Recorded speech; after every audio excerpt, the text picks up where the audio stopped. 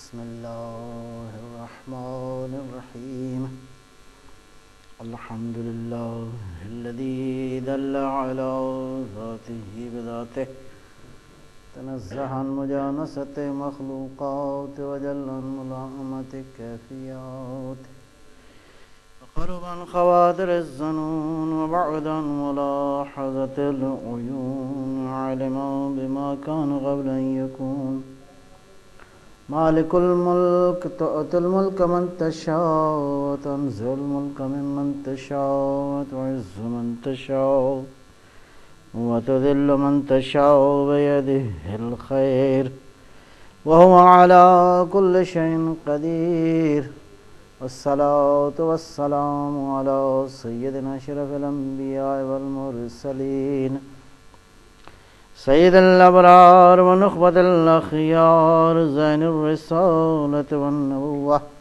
ينبوع الحكمة والفتوى ونبي الأنبياء وصفي الأصفياء الذي بنوره استضاءت الأنوار واستنتارت الشموس والأقمار وبظهوره تجلت الأسرار الذي في السماء اسمه أحمد وفي الأرض بالقاسم محمد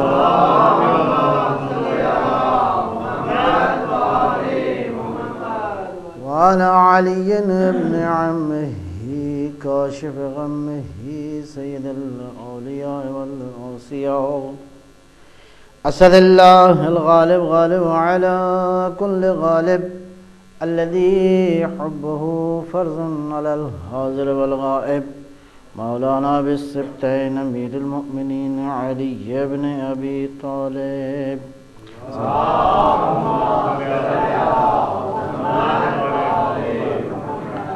وعلى أولاده الطيبين الطاهرين المعصومين حجج الله على العباد الداعين إلى الخلق في جميع الآثار والأقطار ذوي المآثر والآثار خير القرون الذين يبين للناس مناهج الحلال والحرام أهل البيت المطهرين من الرجس والآثام ورحمة الله وبركاته أما بعد بسم الله الرحمن الرحيم كتب الله لأغلبن أنا ورسله إن الله قوي عزيز صلوات بر محمد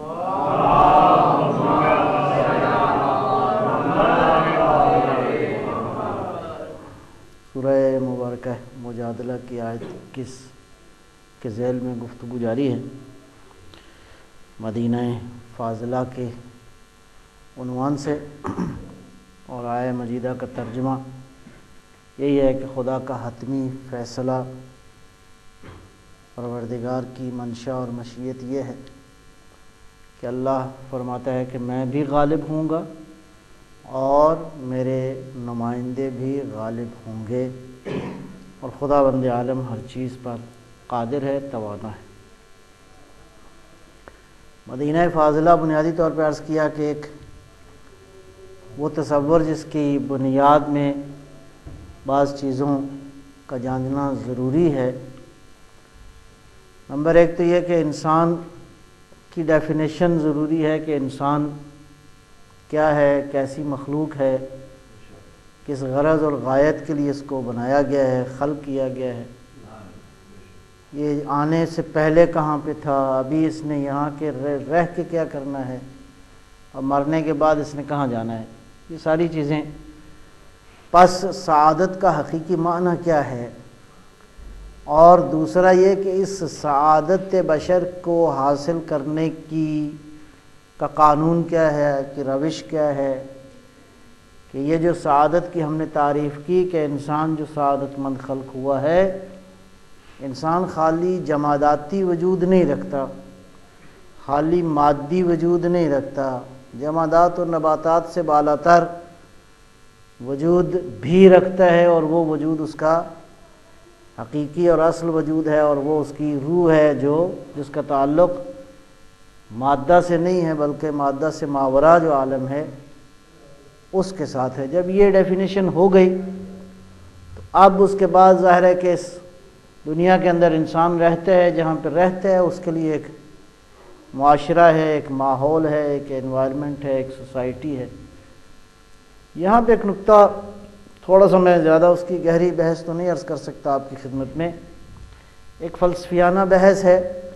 بحث یہ ہے کہ دو چیزوں میں سے ایک تو ہے انسان انڈیویجول، ایک ہے سوسائٹی۔ اس میں اہم کیا ہے؟ انسان اہم ہے یا سوسائٹی اہم ہے؟ کس کو ترجیح دی جائے؟ آیا انسان کو سوسائٹی پہ قربان کیا جا سکتا ہے، یا سوسائٹی اور معاشرہ اہم ہے، معاشرے کی خاطر انسانوں کی آزادیوں کو سلب کیا جا سکتا ہے، ہر طرح کی پابندی انسان پہ لگائی جا سکتی ہے تاکہ سوسائٹی جو ہے وہ پروان چڑھے۔ اس دنیا میں دو ہی بڑے اس وقت اسکول پائے جاتے ہیں اس اعتبار سے، ایک کا تعلق کیپٹلزم سے ہے اور ایک کا تعلق سوشلزم سے ہے۔ ایک صلوات اللہ فرمائیں گے انشاءاللہ۔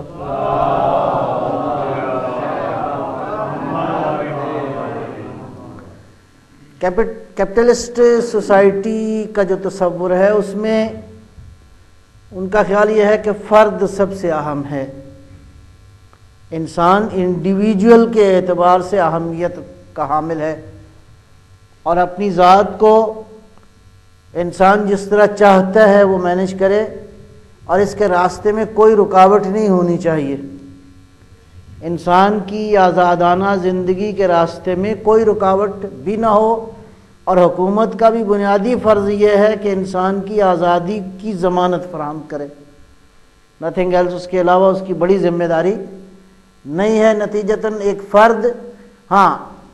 فرد کی آزادی کو اگر روکنا چاہتے ہیں تو دوسری آزادی ہی آزادی کو روک سکتی ہے، محدود کر سکتی ہے، ورنہ آزادی کو کوئی چیز محدود نہیں کی جا سکتی آزادی کو۔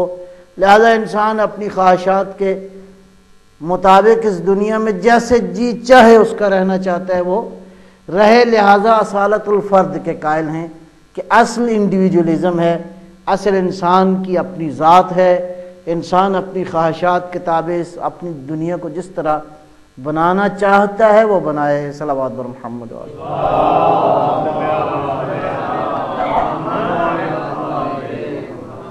یہ کیپٹلسٹ سوسائٹی کا نظریہ یہی ہے کہ جس کے اندر فرد جو ہے وہ جتنا بھی ترقی کرنا چاہے وہ کرتا جائے، اور امیر تر ہوتا جائے، غریب کی مرضی ہے غریب تر ہوتا جائے۔ گویا انسان اپنے بازوؤں سے اپنی سروائیول کے لیے جتنی جد و جہد کر سکتا ہے، اور اس کے لیے کوئی رکاوٹ نہیں ہے، بائی ہک اور کروک جس طرح زندگی گزارنا چاہتا ہے اس کو اجازت ہے۔ یہ ایک تھیوری ہے۔ دوسری تھیوری اس کے مقابلے میں سوشلزم کی ہے۔ سوشلسٹ سوسائٹی کا جو تصور ہے وہ یہ ہے کہ فرد اہمیت نہیں رکھتا، اسٹیٹ اہمیت رکھتی ہے، ریاست اہمیت رکھتی ہے، سوسائٹی اہم ہے، معاشرہ بحیثیت مجموع اہم ہے۔ لہذا بنیادی طور پہ فلسفہ یہ ہے کہ سب لوگ کام کریں، الف بے جیم دال زید بکر سب کام کریں، اس کے بعد جتنا کام کریں گے ان کی محنت کا نتیجہ یہ سارا چلا جائے گا ریاست کے بینک میں، اور ریاست اس کے بعد دولت کو لوگوں میں مساوی تقسیم کرے گی۔ اور عجیب نظریہ یہ ہے کہ یہاں پہ کوئی عدالت کا خیال نہیں ہے۔ ظاہر ہے کہ 100 قسم کے اختلافات انسانوں کے اندر موجود ہیں، صلاحیتوں میں اختلاف ہے، علم میں اختلاف ہوتا ہے، تجربے کے اعتبار سے اختلاف ہے۔ گویا عادلانہ نظام نہیں اس کو کہا جا سکتا کہ جہاں انسانوں کی قربانی دے کر آپ معاشرے کو لے کر آگے چلنا چاہتے ہیں۔ یہ بنیادی طور پہ دو تھیوریز موجود ہیں۔ صلوات ذرا اختلاف فرمائیے گا۔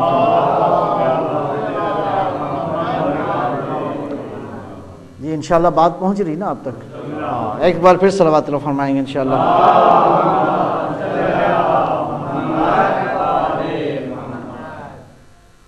تو انسان بحیثیت انسان، یہ دو تھیوریز ہیں۔ دین کیا کہتا ہے؟ کیونکہ فی الحال موضوع بحث یہ ہے کہ ہم دین کا نقطہ نظر جانیں۔ دین کیا کہتا ہے؟ فرد اہم ہے یا معاشرہ اہم ہے؟ حسن اتفاق سے دین دونوں کی اصالت کا قائل ہے۔ دین کہتا ہے فرد بھی اہم ہے اور معاشرہ بھی اہم ہے، لیکن اپنے اپنے دائرے میں دونوں ایک دوسرے کے لیے ایک دوسرے پہ اثر انداز ہوتے ہیں۔ معاشروں کے حوالے سے قرآن کریم نے امت کا لفظ استعمال کیا ہے، اور قرآن کی نظر میں ہر امت، ہر معاشرہ، ہر سوسائٹی، ہر معاشرے کی، ہر امت کی ایک تقدیر ہے۔ ایک انسان کی اپنی تقدیر ہے، ایک جس معاشرے میں، سوسائٹی میں بحیثیت اجتماع رہتا ہے، اس سوسائٹی کا بھی ایک اعمال نامہ ہے، اس سوسائٹی کا بھی ایک شعور کی وحدت اور فکری وحدت پائی جاتی ہے۔ تدعی کل امت الی کتابہا، ہر امت کو، ہر قوم کو پکارا جائے گا، کس کے ساتھ؟ اس کو دعوت دی جائے گی، اس کا حشر نشر ہوگا، اس کا حساب ہوگا۔ ایک تو آپ کا انفرادی حساب کتاب ہے، ایک بحیثیت سوسائٹی انسانوں کا حساب کتاب ہے۔ قرآن کہتا ہے کہ ہر امت کو ان کے اعمال نامے کے ساتھ ان کا حشر نشر ہوگا۔ گویا ہر امت میں ایک شعوری وحدت بھی موجود ہے، ایک اعمال کی وحدت بھی موجود ہے، ایک ایسا کلچر ہے جس میں سارے انسان، اس آبادی کے رہنے والے، اس سوسائٹی کے رہنے والے موجود ہیں۔ اور ایک اور جگہ پہ قرآن ارشاد فرماتا ہے زینا لکل امت، ہم نے ہر امت کے لیے عملہم، ان کے عمل کو انہی کے لیے مزین کر دیا ہے۔ صلوات بر محمد و آل محمد۔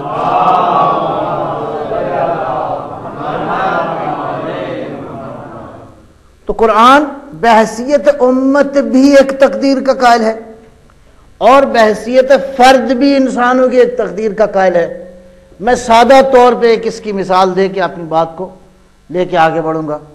سادہ مثال، امت کا دائرے مختلف ہیں، چھوٹے گروہ سے لے کر ساری بنی نوع بشر تک اس دائرے کو آپ پھیلا سکتے ہیں امت کا۔ اگر امت کو آپ چھوٹے گروہ میں لینا چاہیں تو ایک تو ہر فرد کا کردار ہے، ایک افراد کا مجموعی کردار ہے۔ اور بہترین مثال میں عرض کروں آپ کی خدمت میں، کربلا کے علاوہ مجھے کوئی اور نظر نہیں آتی۔ صلوات بر محمد و آل محمد۔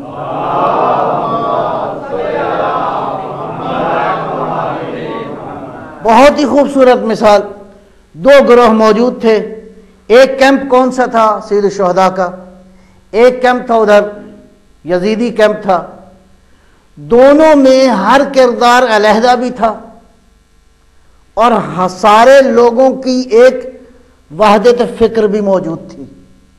اگر آپ اس کو ادھر دیکھنا چاہیں، سید الشہداء کے کیمپ میں بحیثیت انڈیویجول اگر دیکھنا چاہیں تو زہیر ابن قین کی مثال، حبیب ابن مظاہر کی مثال، اصحاب سید الشہداء کی مثال، حضرت عباس علیہ السلام کا سپریٹ ایک اپنا ایک رول، ایک شخصیت۔ اسی طرح تمام تر کردار اپنی اپنی جگہ پر ایک بہت ہی نمایاں کردار کے حامل ہیں، لیکن شب عاشور نظر آتا ہے کہ سب ایک ہی رنگ میں تھے، سب ایک ہی وحدت فکر میں تھے، سب کا عمل ایک تھا۔ اور وہ رنگ کون سا رنگ تھا؟ وہ رنگ حسین تھا، وہ رنگ قرآن تھا، وہ رنگ بنیادی طور پہ قرآن نے جس کو کہا ہے نا اللہ کا رنگ، اور اللہ کا رنگ تو سب سے خوبصورت رنگ ہے۔ نعرہ تکبیر، نعرہ رسالت، نعرہ حیدری، امت شہدائے کربلا بآواز بلند صلوات۔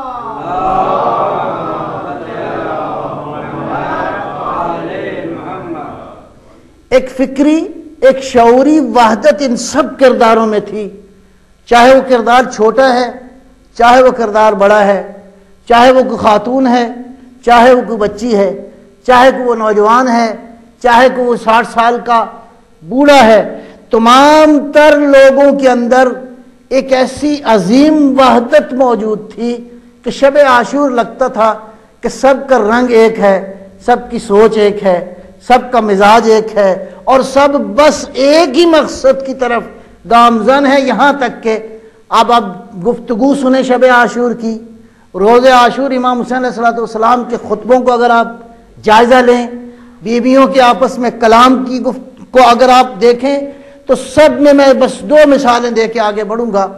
ایک مثال حضرت قاسم ابن الحسن صلوات اللہ وسلم علیہ،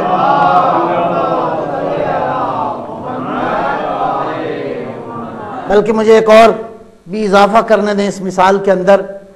حضرت علی اصغر علیہ السلام، حضرت قاسم اور حضرت علی اکبر۔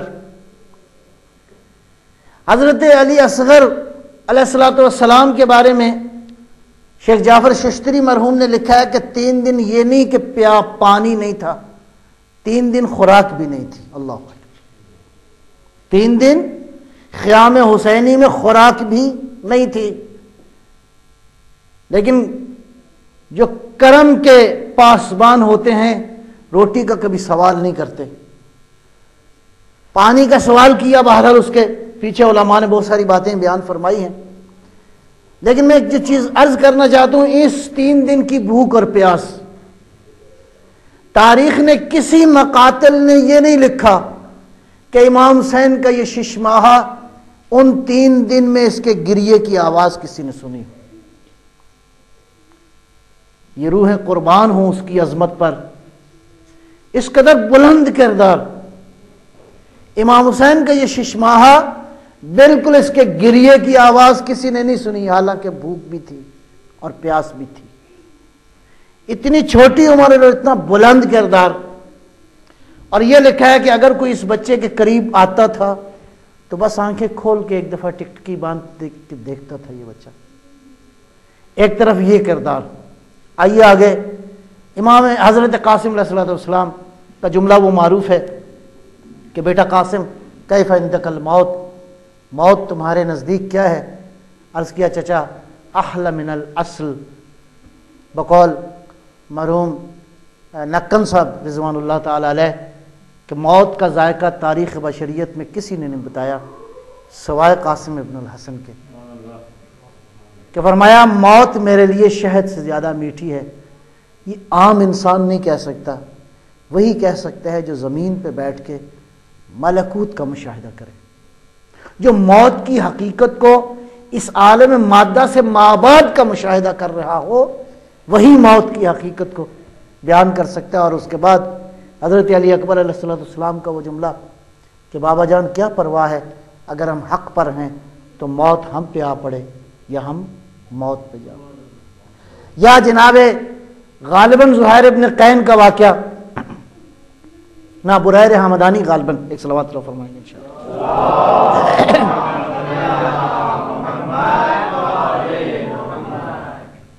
شب عاشور جناب بریر کے چہرے پہ مسکراہٹ تھی، مسکرا رہے تھے۔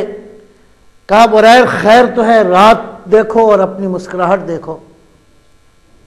کیا وجہ ہے؟ رات قیامت کی ہے، معلوم ہے کہ یہ رات آخری ہے، معلوم ہے کہ کل تیروں تلواروں اور کل قربانی کا دن ہے، تو خیر تو ہے یہ مسکراہٹ۔ فرمایا کہ کوفہ والے جانتے ہیں کہ میں کبھی مسکرایا نہیں، میں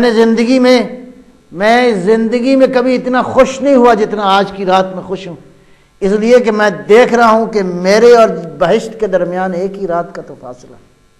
صلوات بر محمد وعلی محمد۔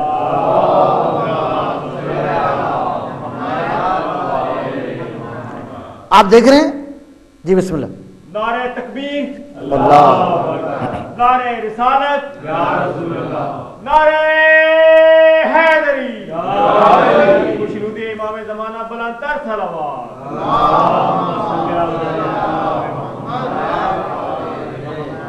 کس قدر وحدت فکر موجود ہے۔ اور ادھر یزیدی کیمپ کے اندر بھی یہی صورتحال تھی۔ عمر سعد، شمر، تمام تر افراد جتنے کے جتنے تھے بس ایک بات پہ متفق تھے کہ کل کو فرزند زہرا کو قتل کرنا ہے۔ سید الشہداء کے قتل پہ سارا کا سارا گروہ۔ میں عرض کر رہا تھا کہ اس اعتبار سے ایک دفعہ آپ کا اپنا پرسنل